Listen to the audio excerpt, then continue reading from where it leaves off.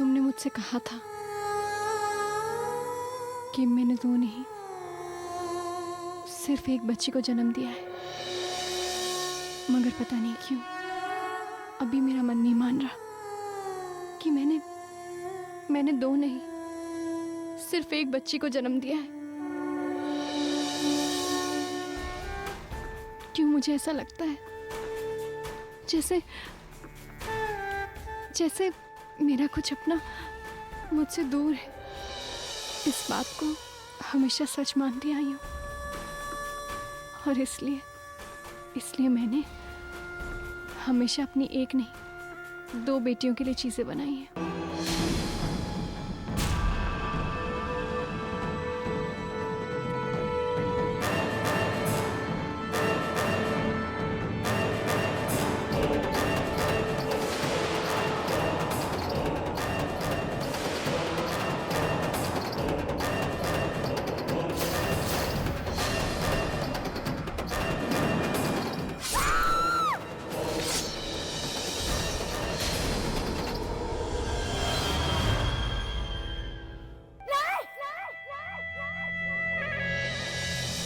आखिर इस सपने का क्या मतलब है? वो औरत और वो साया, ये जो कुछ हो रहा है उसका कुछ ना कुछ मतलब जरूर है। यहाँ सब अच्छे हैं, आप आइएगा जरूर। हाँ, मुझे आपसे बहुत ही जरूरी बात करनी है। आप हमारे घर के सदस्य की तरह है और आपके आने से हमारे पूरे परिवार को बहुत ही खुशी मिलेगी। हाँ, और हाँ, साथ में ना अर्जुन बेटा को भी ले आइएगा। जी नमस्ते। राधे राधे राधे।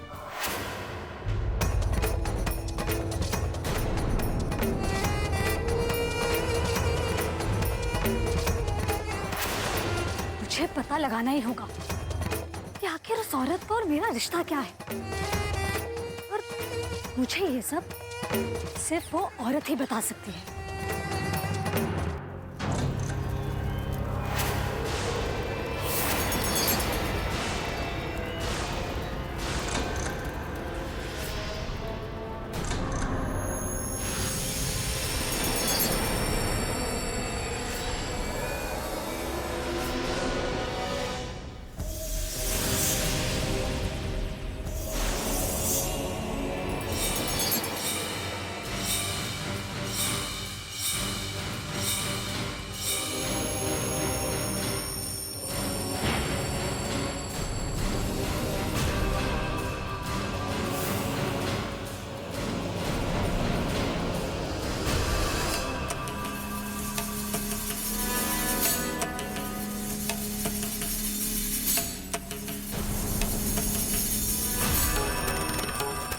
प्रणाम नागदेव, प्रणाम।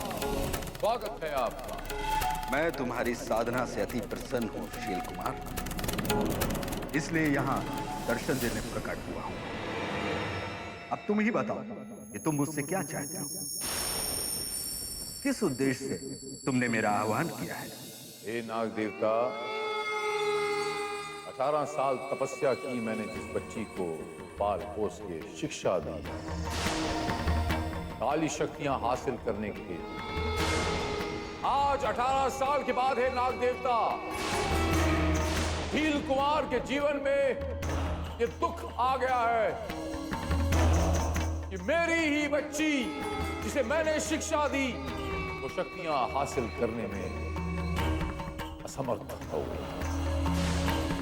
मैं अपनी 18 साल की तपस्या को विफल होते नहीं देख सकता। हे नाग देवता, कृपा कीजिए नाग देवता, वरना इस दुनिया में अपने काले साम्राज्य को फैलाने में असमर्थ हो जाऊंगा। तो शक्तियां कहां से हासिल करूंगा? शील कुमार, मैं तुम्हारी सहायता अवश्य करूंगा। निशा को डस कर मैं अपना शैतानी विष उसके शरीर में डाल दूंगा। यदि वो मेरे विष को सहन करके जीवित रह गई तो इसका अर्थ ये होगा कि वो शैतानी शक्ति प्राप्त करने के योग्य है। किंतु यदि वो शैतान बनने के योग्य नहीं है तो मेरे विष के प्रभाव में उसकी मृत्यु हो जाएगी। अगर वो शैतान बनने के काबिल नहीं है तो फिर वो मेरे भी किसी काम की नहीं है। इसीलिए एक तरह से अच्छा होगा कि वो मर जाए। जो भी परिणाम होगा मुझे स्वीकार है भाग्य।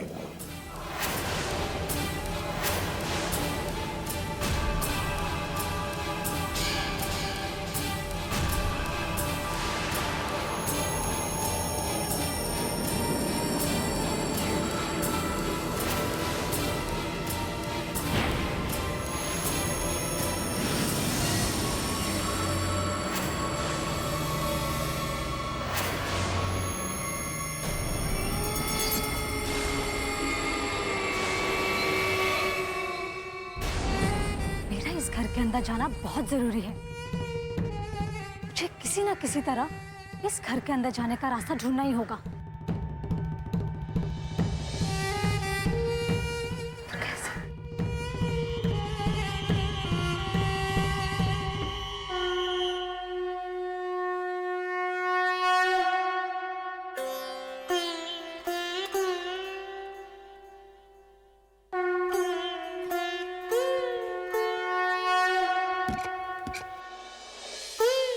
राधे राधे राधे। तुम दोनों यहाँ पूजा कर रही हो और हम तुम्हें बाहर ढूंढ रहे हैं। वो बुआ जी, पूजा बस खत्म ही होने वाली है।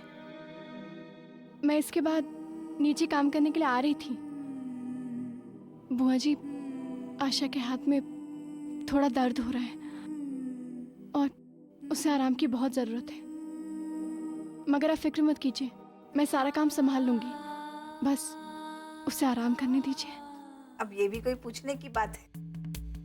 अगर उसे आराम की जरूरत है तो उसे आराम करने दो। मैं तो कहती हूँ कि आज तुम भी आराम कर लो, काम तो होता रहेगा। आशा बेटा, तुम्हारा हाथ कैसा है अभी? और दर्द कुछ कम हुआ या नहीं? जी अभी अच्छा है और जल्दी ही ठीक हो जाएगा। अच्छा है, अच्छा है। आशा बेटा, आज तुम ना पूरा दिन आराम करना। और साक्षी, तुम्हें भी कोई काम करने की जरूरत नहीं है। इसके साथ रहकर इसका ध्यान रखना। और हाँ, दोपहर को ना मैंने एक लंच में छोटी सी पार्टी रखी है और उसके लिए मैंने बाहर से माहिर रसोइयों को बुलाया है। तो तुम्हें खाना बनाने की चिंता करने की कोई जरूरत नहीं। और हाँ आशा बेटा, लंच पे ना अच्छे से तैयार होकर नीचे आ जाना।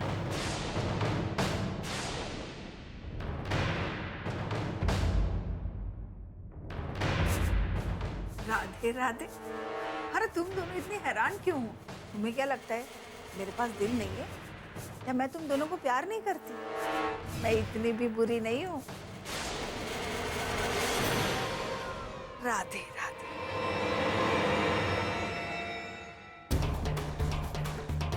माँ, आज सूरज पश्चिम से निकला है क्या? दादी को कुछ हुआ है क्या? यूं अचानक से कैसे बदल गई?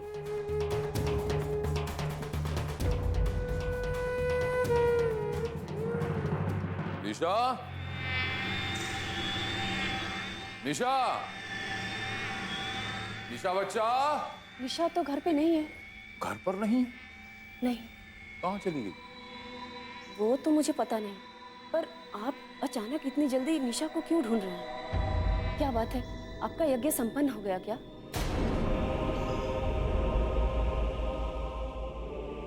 हाँ कुटिला, मेरा यज्ञ संपन्न भी हो गया और सफल भी। वीर कुमार, मैं तुम्हारी सहायता अवश्य करूंगा। निशा को डस कर मैं अपना शैतानी विष उसके शरीर में डालूंगा। यदि वो मेरे विष को सहन करके जीवित रह गए तो इसका अर्थ ये होगा कि वो शैतानी शक्ति प्राप्त करने के योग्य है। यदि वो शैतान बनने के योग्य नहीं है तो मेरे विष के प्रभाव में उसकी मृत्यु हो जाएगी। लेकिन निशा अगर अग्नि सर्प के विष को नहीं सहन कर पाई तो हम उसे जानबूझकर मौत के मुंह में नहीं ढकेल सकते। वो जहर उसकी जान भी ले सकता है। मैंने अपने हाथों से पाल पोसकर निशा को अपने बच्चे की तरह बड़ा किया है। जज्बात में आकर अपना समय व्यर्थ बर्बाद मत करो कुटिला। ऐसा जान पड़ता है कि हमारे मिशन से, हमारे लक्ष्य से तुम भटक रही हो। किसी बंधन में बंधने नहीं आए हैं हम, ताकत हासिल करने आए। तब किया है हमने, तब 18 साल की तपस्या की है हमने। निशा को पाल पोस कर बड़ा करना भी उसी तप का हिस्सा है।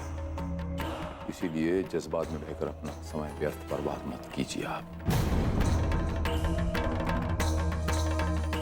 मुझे इस बात की पूरी परीक्षा चाहिए और हमें यह परीक्षा लेनी होगी कि हमारी 18 साल की तपस्या वो शैतानी शक्तियां हासिल करने के काबिल है या नहीं।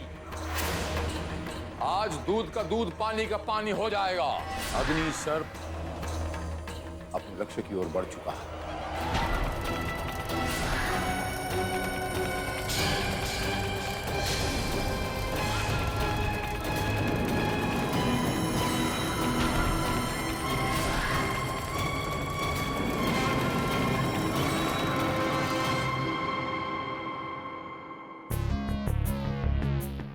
माँ, ये सब क्या हो रहा है? ये आप लोग घर को इतना सजा वजा क्यों रहे हो? कोई आने वाला है? डॉली, मुझसे भी कोई सवाल मत करो। थोड़ी देर में तुम्हें खुद ही पता चल जाएगा।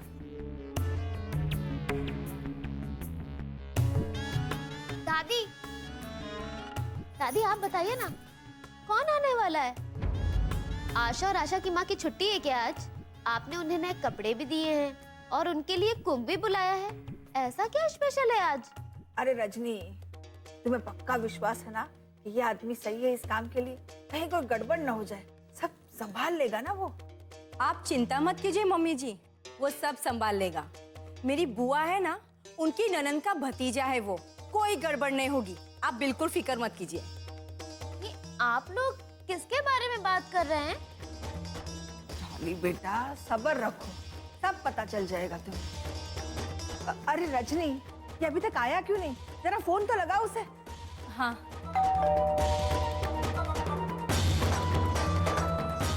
लगता है मम्मी जी वही है।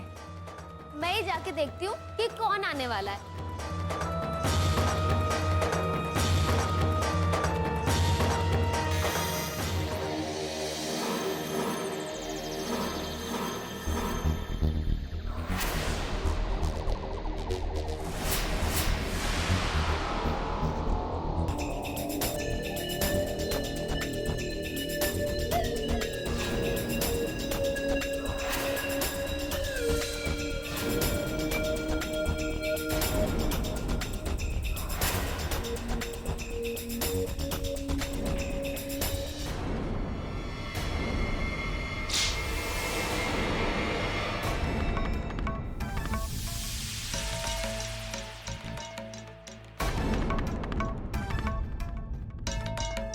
बेवकूफ, पीछे हट। जी माँ जी। क्या यही है वो नमूना? जी जी मम्मी जी, यही है वो शक्ति। राम राम ताई, मैं हूँ शक्ति। वैसे तो आपको मुझे आशीर्वाद देना चाहिए था, लेकिन ये थप्पड़ क्यों मारा समझ में नहीं आया ताई। तुम्हें जिस लड़की के लिए बुलाया है ना, वो ये नहीं है। तो कहाँ है? इसे ले जा वहाँ पे और उसे अपनी सही जगह बता। चलो शक्ति,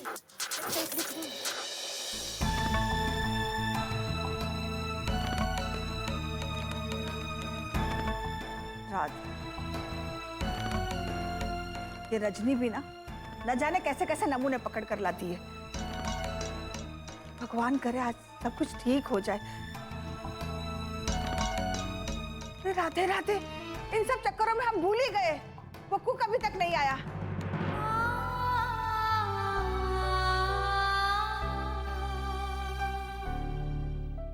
मुझे कुछ ठीक नहीं लग रहा है।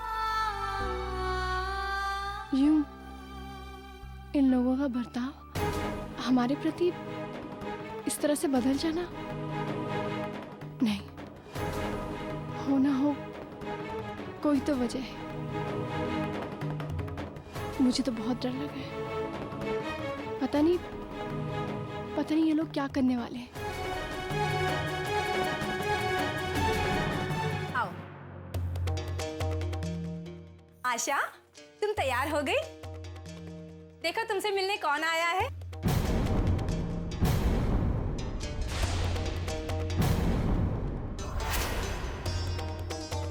ये शक्ति है, मेरा दूर का रिश्तेदार। शक्ति, ये है आशा, जिससे तुम्हारी शादी होने वाली है।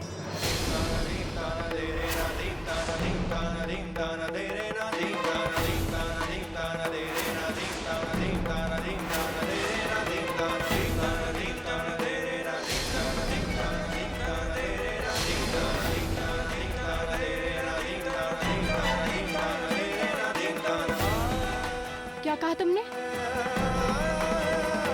आशा की शादी?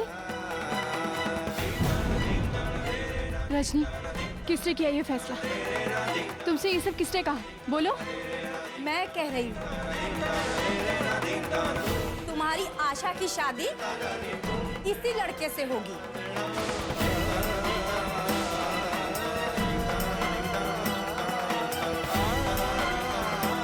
तुम्हारी लाडली बड़ी जो हो गई है और तुम्हें तो इसकी शादी की कोई चिंता नहीं है,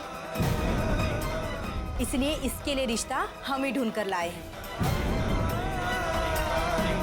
आखिर ये भी तो हमारी बेटी जैसी है ना।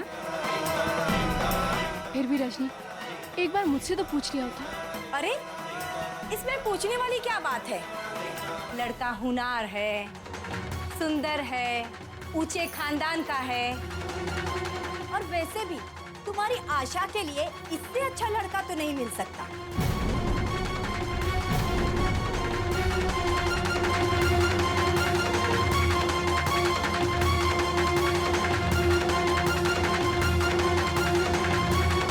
जानती हूँ तुम दोनों की नजर उस अर्जुन पर है, लेकिन मैं तुम्हारा ये ख्वाब कभी पूरा नहीं होने दूंगी, क्योंकि अर्जुन की शादी होगी तो सिर्फ मेरी डॉली के साथ, और आशा की शादी शक्ति से। मगर रजनी, तुम बिना किसी को बताए इतना बड़ा फैसला कैसे ले सकती हो? ये मेरी बेटी की जिंदगी का सवाल है। अरे कम से कम एक बार इससे तो पूछ लिया होता कि ये क्या चाहती है। इसमें पूछने वाली कौन सी बात है? जब हमने तय कर लिया है तो उसमें ये क्या कर सकती है? और वैसे भी हम थोड़ी ना कुछ इसके साथ गलत करेंगे। ये कोई हूर की परी थोड़ी ना है जो इसके लिए आसमान से राजकुमार आएगा।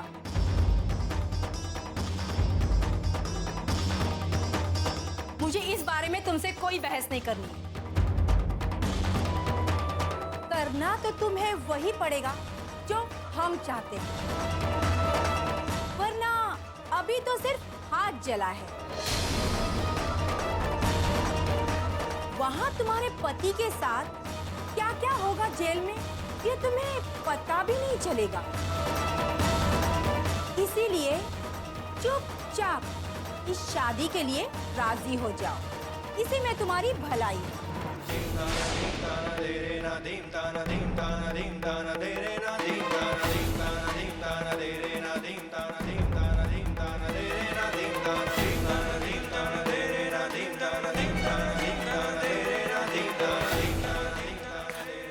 वाह, ये हुई ना बात। आशा, मैंने गैस रूम खुलवा दिया है, जाओ शक्ति जी को वहां ले जाओ और अच्छे से उनकी सेवा करना। आखिर तुम्हारे होने वाले पति हैं वो।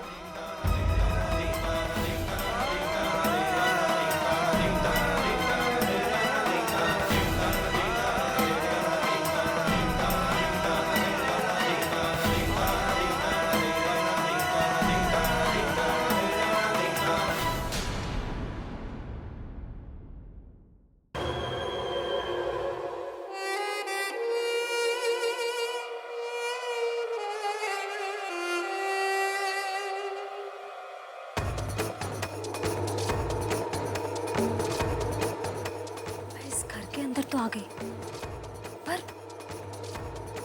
अब मैं उस औरत को ढूंढूंगी कहाँ?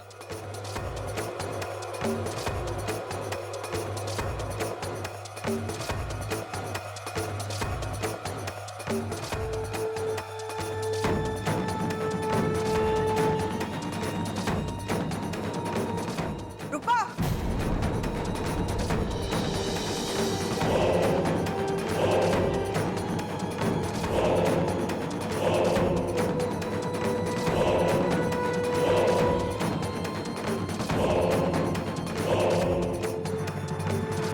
ए लड़की, तुम A1 कुकरी के यहाँ से ही आई हो ना, जहाँ से हमने खाना बनाने वाले को बुलाया था?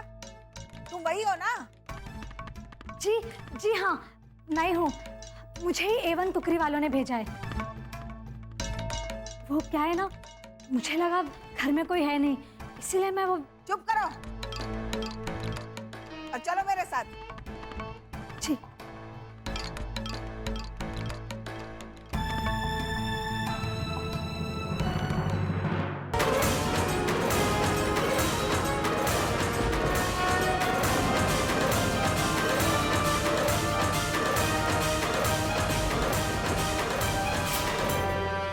देखो, ये है रसोई। यहाँ सब सामान पड़ा है, फ्रिज वहां रखा हुआ है और मसाले वहां पड़े हैं। और देखो, आज ना तुम्हें खाने में मटर पनीर, शाही कुरमा, दाल मखनी और मीठे में खीर जरूर बनाना। और ध्यान रखना, किसी भी चीज में मसाले तेज ना पड़ जाए। तुम्हारा ध्यान कहाँ है? किसे ढूंढ रही हो? जी जी कुछ नहीं, मैं तो बस वो आपका घर बहुत सुंदर है ना, उसी को देख रही थी। खाना तुम्हें यहाँ रसोई घर में बनाना है। वैसे भी तुमने आने में बहुत देर कर दी। अब यहाँ वहाँ देखने में समय बर्बाद मत करो और जल्दी से खाना बनाना शुरू कर दो। चलो जल्दी। राधे राधे।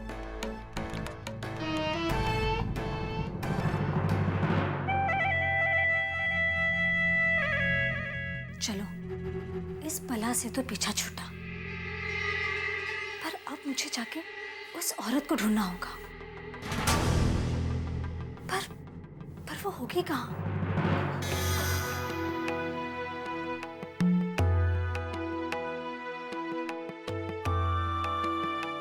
ये आपका कमरा है, आपका सामान थोड़ी देर में आ जाएगा। वाह, क्या बात है! कितना बड़ा कमरा! क्या कमरा है! Good, very good.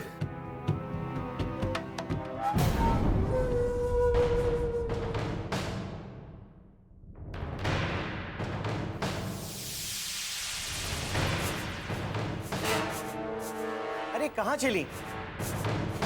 अभी तो आई थी, अभी चल दी? जी मेरा मतलब है, मेरे साथ बैठो, कुछ बातचीत करो, कुछ अपनी कहो, कुछ मेरी सुनो।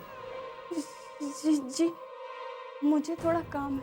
अरे काम वाम तो चलते रहेंगे, एक दूसरे को करीब आने का मौका फिर कहाँ मिलेगा? चलो मैं ही स्टार्ट करता हूँ।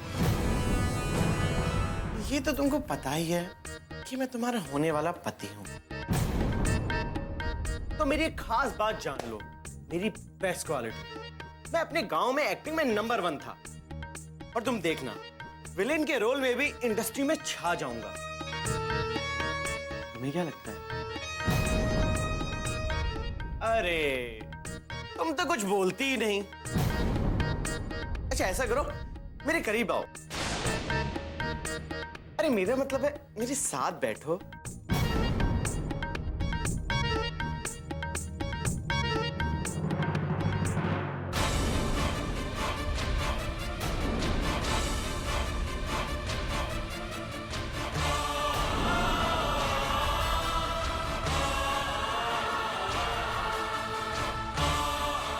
ये आप क्या कर रहे हैं?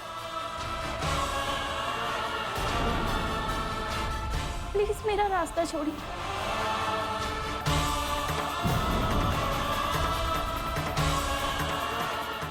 मुझे जाने दीजिए प्लीज।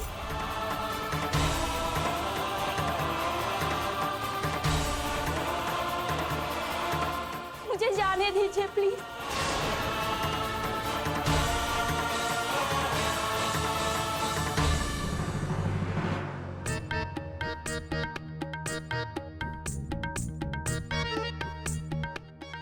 ओए होए, शर्मा आ गई। कोई बात नहीं यार, शर्माने वाली लड़की मुझे बहुत पसंद है। बस एक बार इसके साथ शादी हो जाए, बड़ा मजा आएगा। इतना बड़ा घर, नौकर चाकर और इतनी सुंदर बीवी, मुफ्त मुफ्त मुफ्त। हाँ। बेटा शक्ति, तेरी तो निकल पड़ी।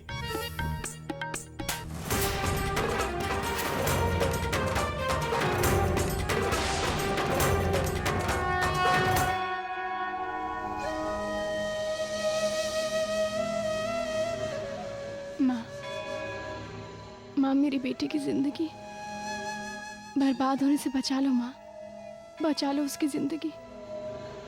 अगर उसकी शादी उस आदमी से हो गई तो मेरी बेटी जीते जी मर जाएगी माँ, मर जाएगी वो। मेरी बेटी की रक्षा कीजिए उसकी माँ, रक्षा कीजिए मेरी बेटी की।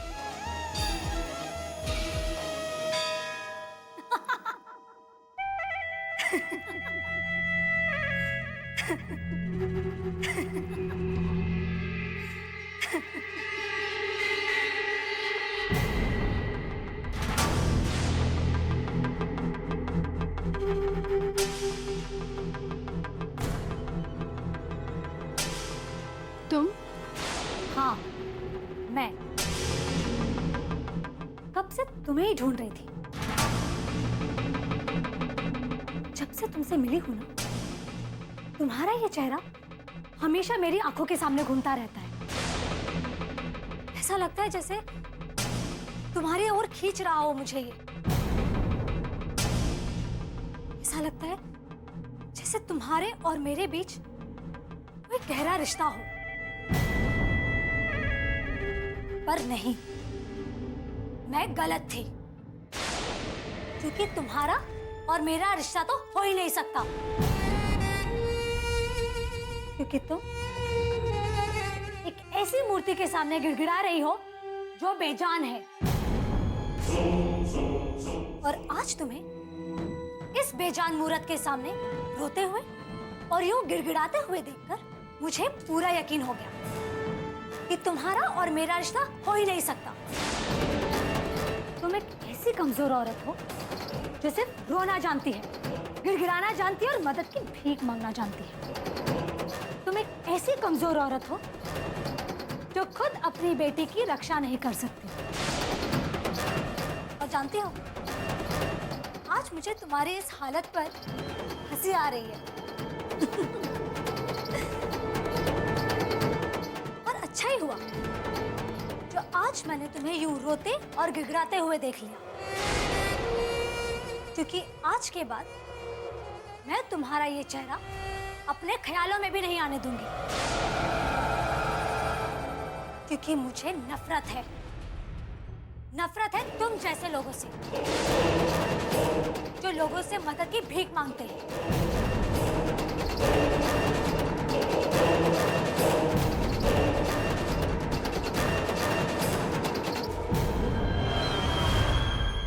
मुझे ऐसे मत देखो, मैं सच बोल रही हूं। कुछ तो बोलो, क्या ऐसे ही चुपचाप खड़ी रहोगी?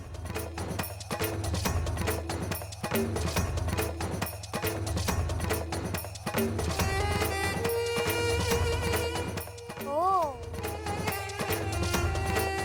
मैं तो भूल ही गई थी कि तुम सिर्फ इस बेजान मूर्त के सामने बोलती हो और किसी के सामने नहीं।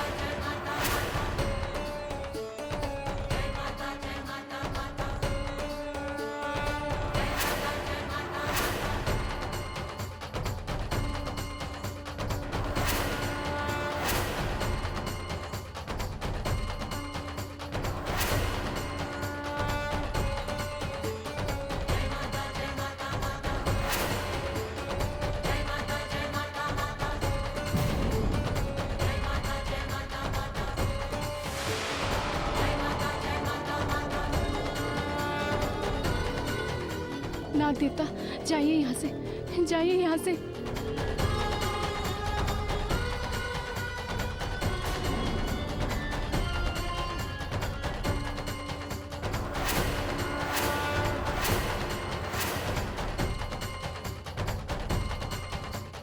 इतना बड़ा सांप।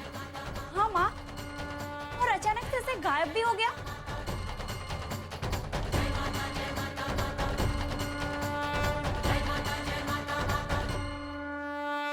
अरे दिखा, बहुत दर्द हो रहा है। हाँ दिखाओ जरा, इतना खून बह रहा है। आओ, मैं तुम्हारी पट्टी कर देती हूँ, आराम से। आओ, बैठो। नारायण नारायण, ये पृथ्वी पर क्या हो रहा है माते? अच्छाई और बुराई का मिलन। निशा अपनी माँ और बहन दोनों के साथ आपने उनको मिलवा दिया माते। नारायण नारायण। मुनिवर, बुराई का अंत तभी होगा जब ये तीनों शक्तियाँ एकजुट हो जाएंगी, इसलिए इनका मिलना आवश्यक था। माते, अच्छाई और बुराई के बीच तो युद्ध सदियों से चला आ रहा है, परंतु ये युद्ध केवल अच्छाई और बुराई का नहीं है माते। ये युद्ध है एक ही माँ की कोख से जन्म लेने वाली दो बहनों के बीच का युद्ध।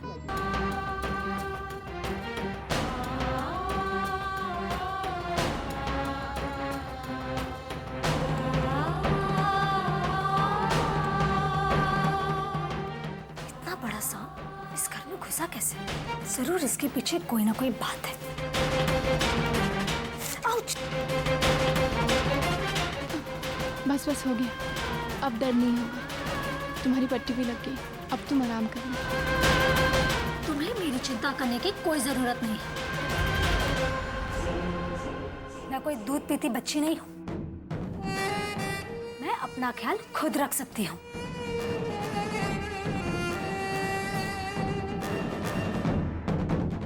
जानती हूँ, तुम अपना ख्याल खुद रख सकती हो। राधे राधे राधे।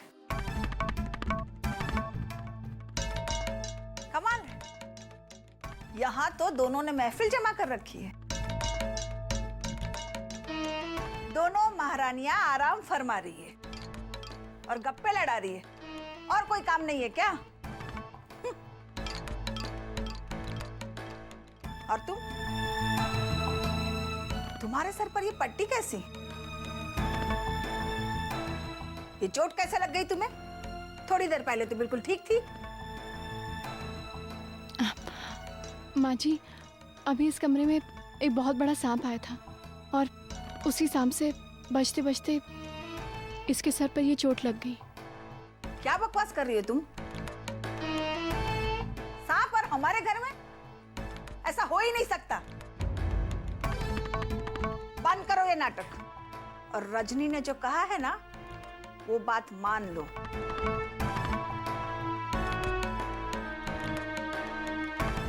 और तू, बहुत हो गया आराम। हाँ, अब जल्दी से काम पर लग जाओ। रसोई में जाओ और काम संभालो।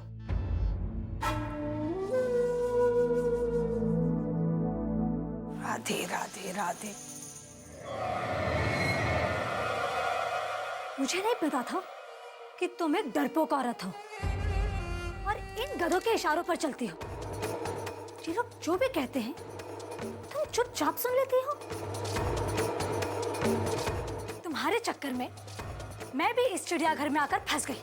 अगर तुम्हारी जगह मैं होती ना, तो इन लोगों की बैंड बजाती।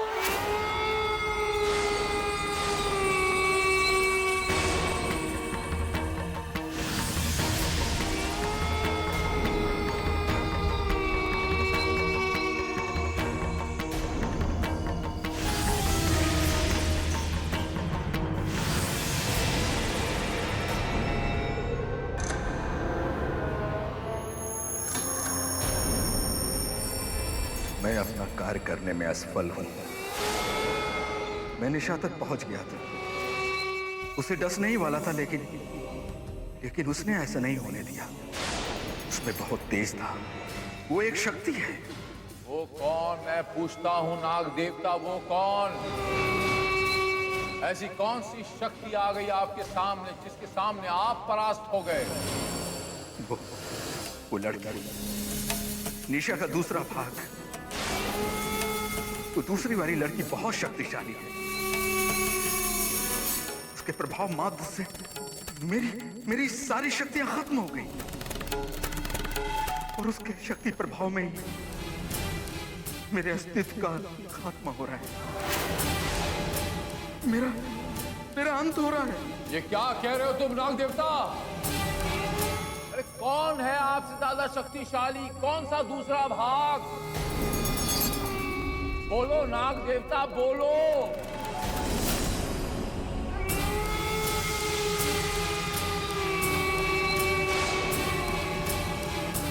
मैं ये सब कुछ तुम्हें नहीं बता सकता। तुम्हें खुद ही उसका साक्षात्कार करना होगा। ये राज जानने के लिए तुम्हें इस घटना चक्र की तह तक जाना होगा। घटना चक्र की तह तक जाना होगा शील कुमार।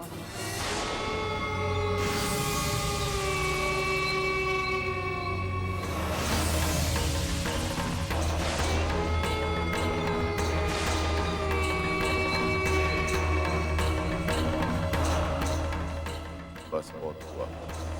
अब जो कुछ भी वहां हुआ वो निशा मुझे खुद बताएगी। कहाँ है निशा? निशा कहाँ है?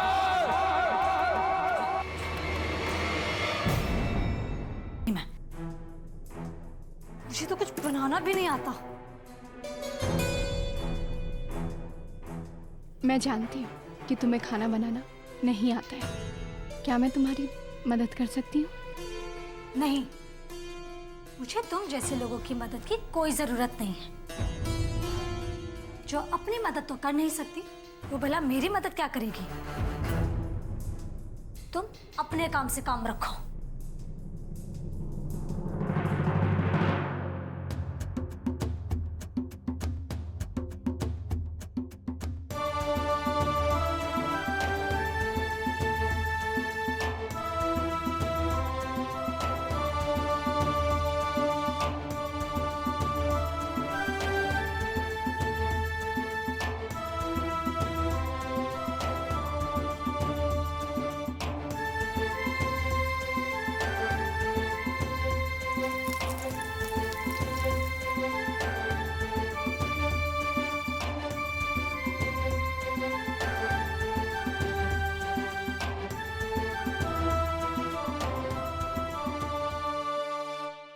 निशा, मुझे एक बात बताओ कि तुम इतनी जिद्दी क्यों हो? शायद लगता है कि तुम्हारी माँ तुमसे बहुत प्यार करती होंगी, इसलिए, है ना? नहीं, मेरी कोई माँ नहीं है। और जिसने मुझे जन्म दिया वो एक धोखेबाज औरत थी। और वैसे भी मुझे किसी माँ की कोई जरूरत नहीं है। ना तो मैं माँ पे विश्वास करती हूँ और ना ही माता पे, क्योंकि वो भी सिर्फ एक पत्थर की मूर्त है। निशा चुप करो। अगर तुम्हें माता रानी पर विश्वास नहीं है तो तुम्हारा कोई हक नहीं बनता कि तुम उनका अपमान करो। तुम्हें क्या लगता है कि जो लोग माता रानी पर विश्वास करते हैं वो लोग बेवकूफ, रोने वाले और कमजोर होते हैं? नहीं निशा, यहाँ देखो, ऐसा नहीं है। जो लोग बुरे से बुरे समय में भी उन पर विश्वास रखते हैं ना, वो लोग अंदर से इतने मजबूत हो जाते हैं, फिर चाहे उनके सामने दुनिया की कोई भी बड़ी से बड़ी मुसीबत क्यों ना आ जाए, वो लोग उसका सामना करते हैं।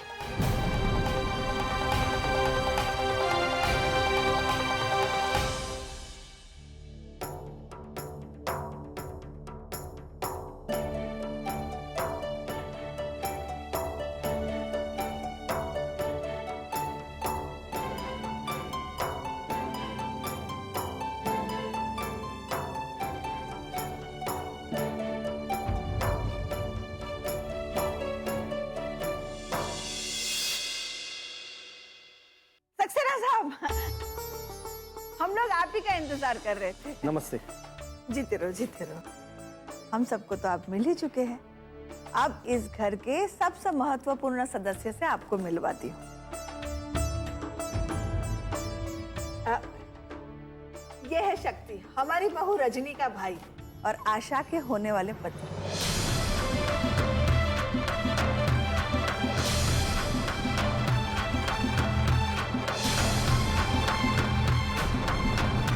सक्सेना साहब, आज की दावत भी हमने इसी खुशखबरी के लिए रखी है और हमने सोचा कि इतनी बड़ी खुशखबरी है तो क्यों ना अपनों के साथ रखकर मनाई जाए।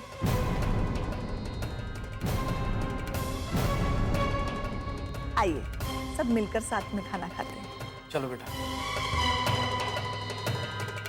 आओ जाओ। राधे राधे राधे राधे राधे। बैठो।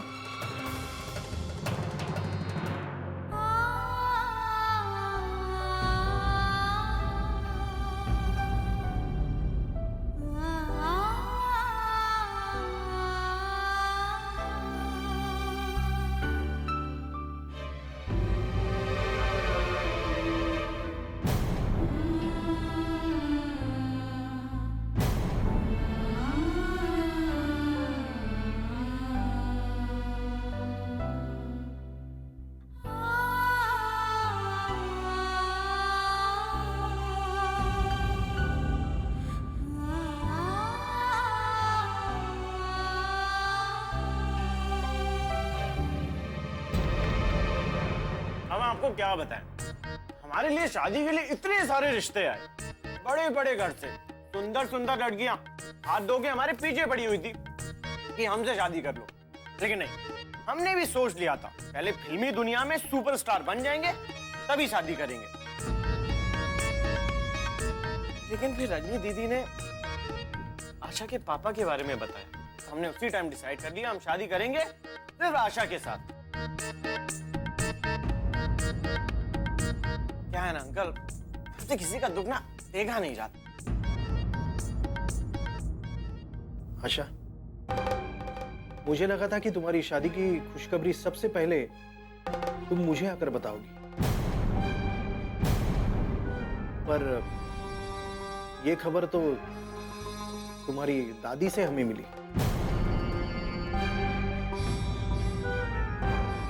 चलो जाने दो, लेकिन इस शादी से तुम खुश हो ना?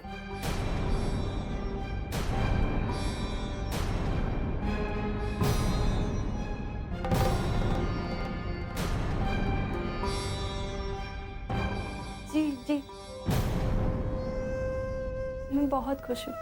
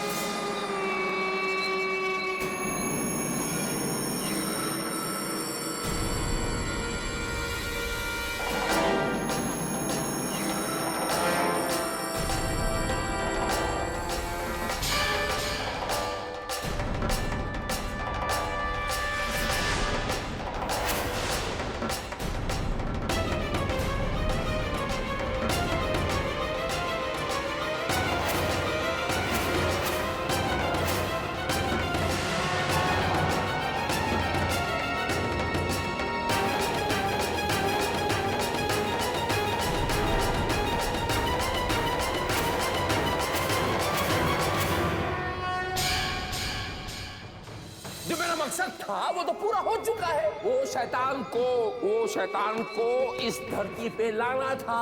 जैसा साक्षी के कोख में पल रहा है वो बीज।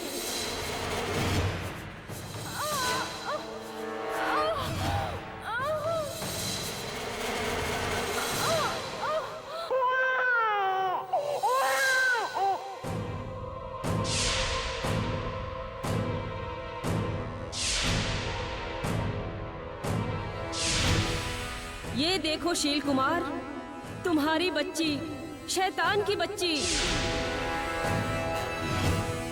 यही तुम्हें अमरत्व होने का वरदान प्राप्त कराएगी।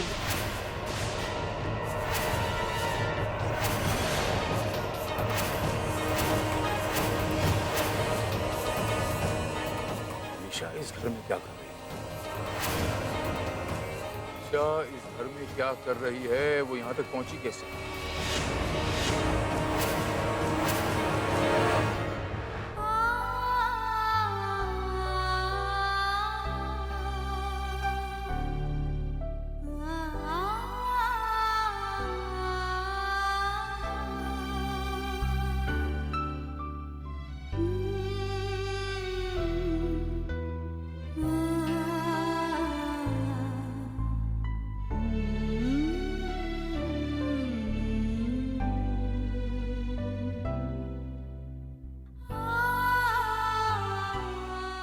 आशा, तुम उस लड़के के साथ शादी कर रही हो और तुमने मुझे बताना जरूरी भी नहीं समझा। आशा, वो लड़का तुम्हारे लिए ठीक नहीं है और मैं जानता हूं कि तुम इस रिश्ते से खुश नहीं हो। खुश नहीं हो ना आशा?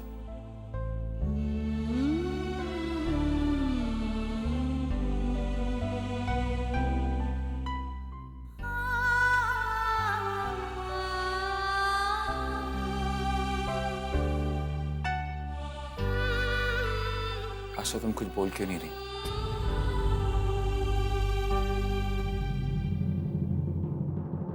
अरे डॉक्टर साहब,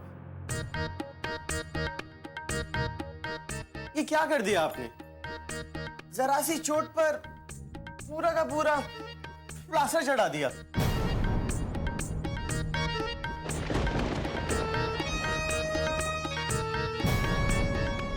तुम्हारी शादी गबरू जवान के साथ होने वाली है, तो जरा जरा सी चोट पर घबराना छोड़ दो।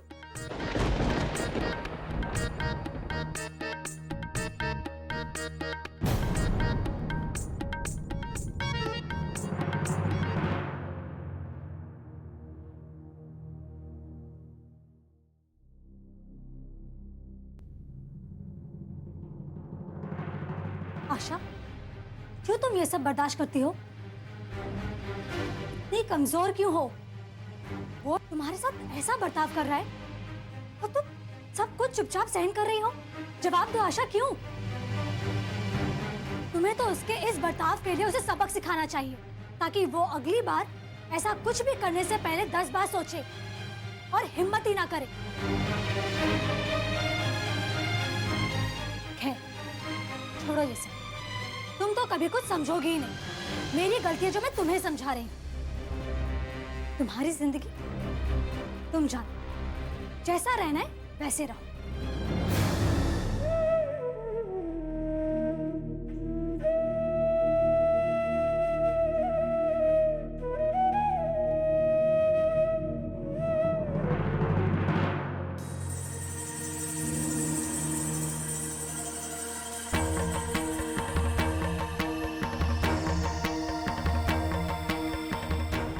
अरे माँ जी, आजकल महंगाई का जमाना है, सब कुछ इतना महंगा हो गया है। आपको ये मैं 20 रुपए के 200 ग्राम दूंगा। आपको लेना है तो लीजिए, वरना मत लीजिए। चले जाइए, मत लीजिए।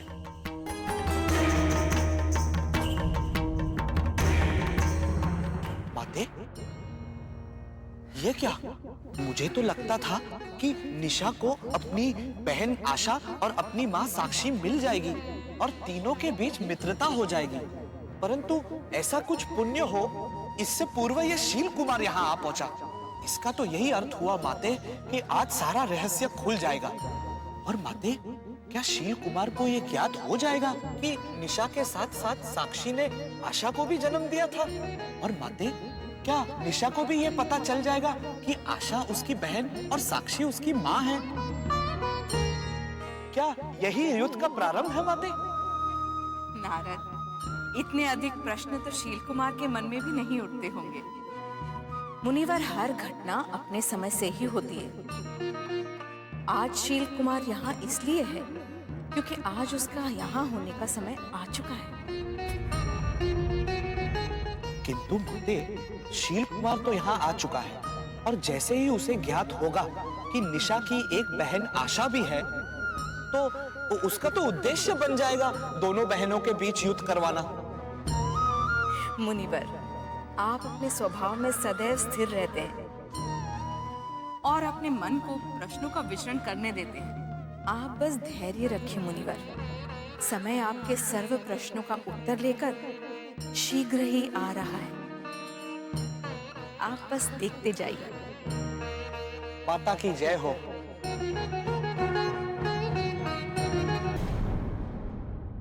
मैं यहाँ आई थी सिर्फ अपनी तसल्ली के लिए, ताकि मैं ये जान सकूं कि आखिर मेरा तुम दोनों के साथ कोई रिश्ता है भी या नहीं।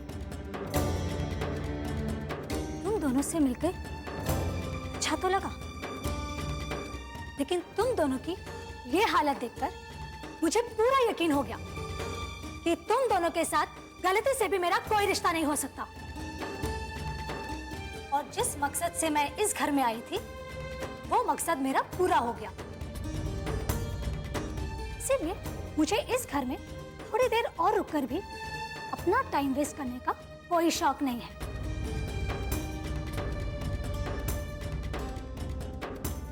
रिश्ता है।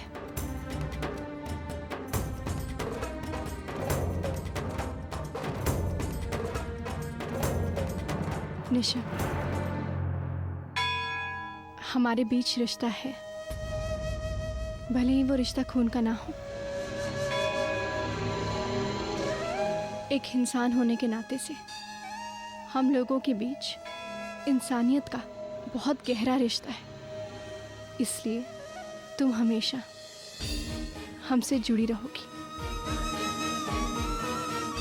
मैं जानती हूँ कि तुम इस घर में कुछ पाने की इच्छा से आई थी, वो तो तुम्हें मिला नहीं, मगर मैं तुम्हें इस घर से यूं खाली हाथ नहीं भेजूंगी।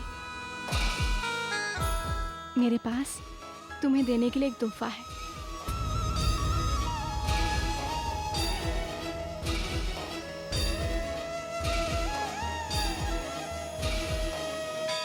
तोहफा? कैसा तोहफा? अब और क्या बचा है?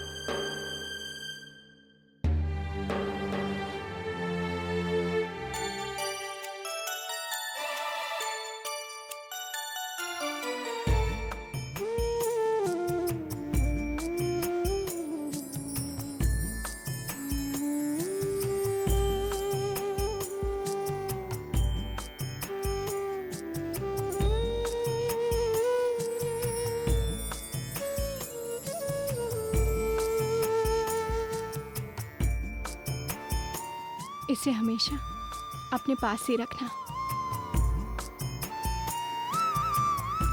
माँ, ये तो वही दुपट्टा है ना जो आपने मुझे मेरे बर्थडे पर गिफ्ट दिया था, है ना? सच? मुझे तो समझ ही नहीं आ रहा कि मैं क्या बोलूं। मुझे ऐसा कभी पहले महसूस नहीं हुआ। सेना साहब और अर्जुन घर वापस भी चले गए, तो आज की पार्टी तो बहुत ही बढ़िया रही। बहुत अच्छा काम किया तुमने, अच्छा खाना बनाया। लेकिन बहुत जल्द हमें आशा और शक्ति की सगाई पे एक कुक की जरूरत पड़ेगी, तब हम तुम्हें फिर से बुलाएंगे। तो ये लो तुम्हारे पैसे।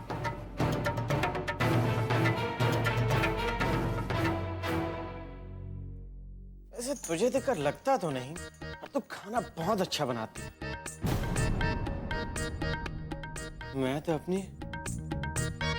उंगलियां चाटता रहता। कुछ तो बात है तुझ में, मुझे तो बहुत पसंद आया तेरा खाना। लेकिन मेरा बनाया खाना सबको इतनी आसानी से पचता भी नहीं है।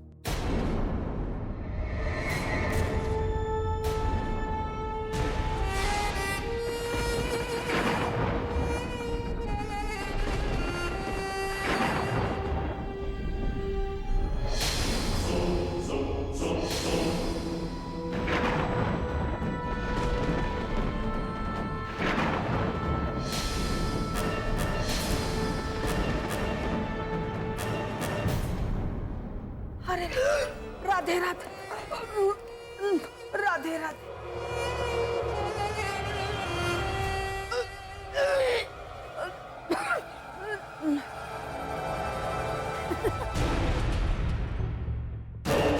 ये अचानक से इनको क्या हो गया? अरे कहीं आप लोग मुझे कोई जादूगरनी मत समझ लेना। चलिए मैं चलती हूँ अब। क्या आप लोग मुझे बाहर तक छोड़ने नहीं आओगी?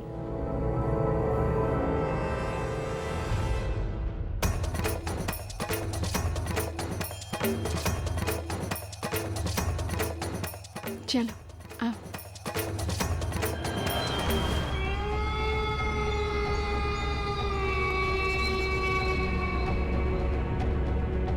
कहीं किसी ने अगर तुझे देख लिया शील कुमार, तो